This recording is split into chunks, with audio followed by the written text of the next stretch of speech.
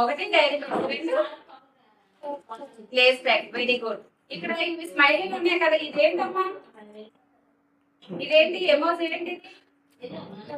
నవ్వుతుంది. Very good. మరి ఇది ఏడుస్తుంది. Very good, good, very good, very good.